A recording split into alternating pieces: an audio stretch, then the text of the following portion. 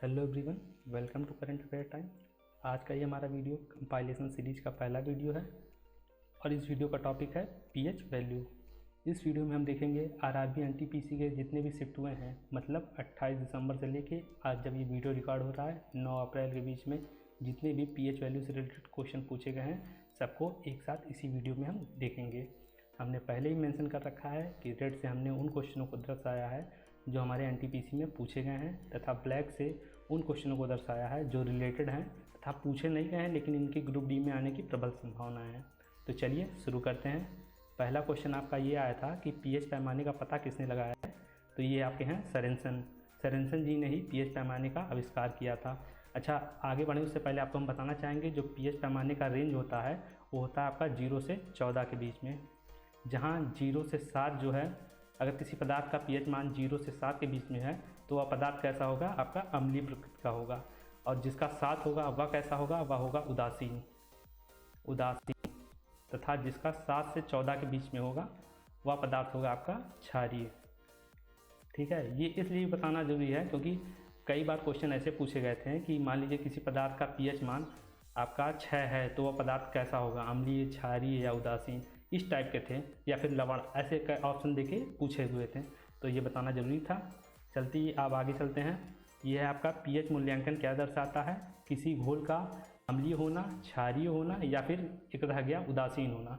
यहाँ बढ़ा लीजिएगा, उदासीन होना यह भी पीएच वैल्यू दर्शाता है। मान लीजिए किसी सब्सटेंस का पीएच वैल्यू 7 हो गया तो वो कैसा होगा, क्षारीय होगा।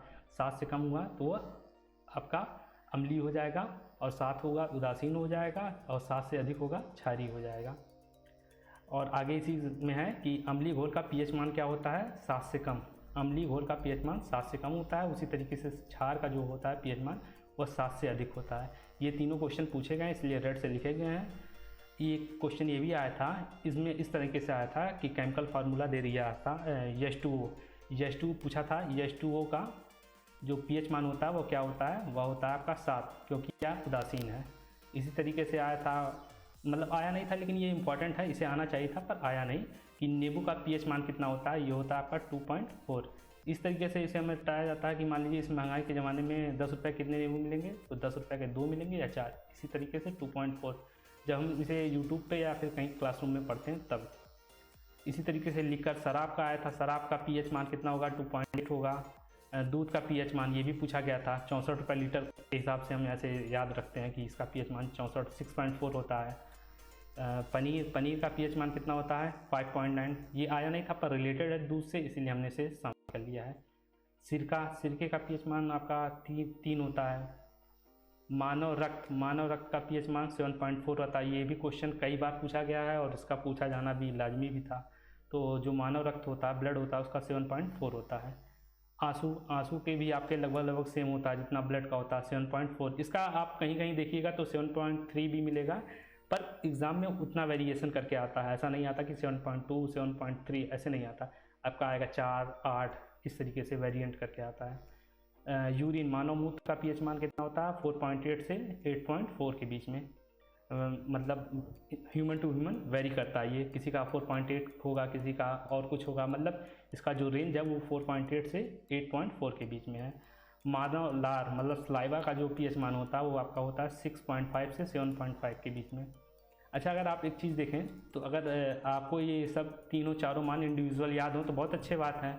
अगर नहीं याद है तो आप एक इतना याद रख सकते हैं कि जो इनका वैल्यू होता है पीएच मान वो 7.4 के अप्रॉक्सीमेट होता है। जैसे आपका ब्लड का हो गया 7.4, आंसू का हो गया आपका 7.4, मानव यूरिन का अगर आप देखेंगे अगर 7.4 भी अगर कहीं ऑप्शन के नियरेस्ट है तो आप लगा सकते हैं क्योंकि ये भी उसी रेंज में आता है। उसी तरीके से सलाइवा का भी देख लीजिए 7.4 के रेंज में आता है। वैसे इंडिविजुअल याद रखिए बहुत अच्छा है, लेकिन ना याद हो उस कंडीशन में है। और ये है आपका NaCl साधारण नमक, ये इसका पीएच मान भी पूछा गया था। ये लवण होता है, बेसिकली जितने भी लवण होते हैं उनका पीएच मान 7 होता है क्योंकि वह अम्ल और क्षार के मिलने से बनते हैं। उसी तरीके से उदासीन घोल का पीएच मान कितना होता है, उदासीन घोल का पीएच मान होता है आपका 7। ये भी पूछा गया था क्वेश्चन को घुमा के, और ये उससे रिलेटेड है कि किसी व्यक्ति के रक्त में कितना पीएच मान बदल जाए कि उसकी मृत्यु हो जाए, ये होता है 0.2। ये आया नहीं था पर रिलेटेड है तो जाने रखिए। समुद्री जल का पीएच मान कितना होता है, 8.5। ये भी पूछा गया था आपका। H2SO4 sulphuric acid, H2SO4 sulphuric acid या बैटरी के एसिड, ऐसे भी क्वेश्चन पूछे गए थे। इनका पीएच मान 1 होता है। सोडा का आपका पीएच मान हो जाता है 3। ये सब भी आने चाहिए, पर इस टॉपिक से उतने क्वेश्चन नहीं पूछे गए थे, लेकिन ये रिलेटेड है। अगर ग्रुप डी में बराबर क्वेश्चन पूछे जाएंगे तो ये सब भी क्वेश्चन बड़े आराम से बनेंगे आपका। अचार का पीएच मान होता है 3.5 से 3.9 के बीच में। टमाटर का जो पीएच मान होता है 4.5, ये क्वेश्चन आया था।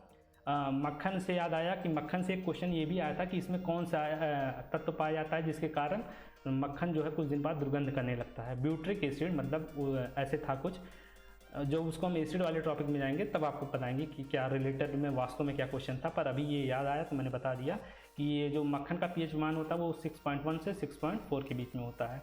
ये मक्खन वाले भी क्वेश्चन आए थे कि इसका पीएच वैल्यू क्या होता है। केला का आपका होता है 4.5 से 5.2 के बीच में।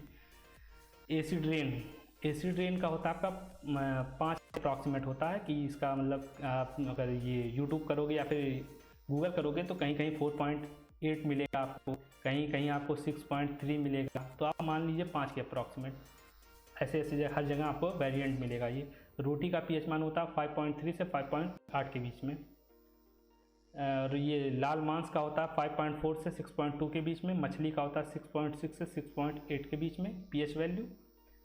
शैम्पू का आपका होता है 7 से 10 के बीच में। जो शैम्पू होती है उसके पीएच मान 7 से 10 के बीच में होता है।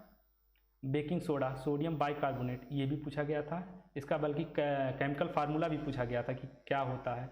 तो चूंकि अभी हम पीएच वैल्यू देख रहे हैं तो पीएच वैल्यू पे ही फोकस करेंगे। इसका हमारा पीएच वैल्यू होता है 8.3 बेकिंग सोडा का। उसी तरीके से आपका अमोनिया का जो पीएच वैल्यू होता है NH3 का, मतलब याद रखिए NH3, ये अमोनिया का केमिकल फार्मूला होता है, क्योंकि ये भी पूछा गया था।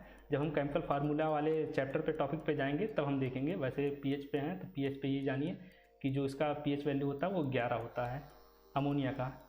Calcium hydroxide, lime, calcium hydroxide का होता है 12.4। सोडियम हाइड्रोक्साइड NaOH, इसका पीएच मान होता है आपका 14। ठीक है, आज के लिए हमारी वीडियो में इतना ही।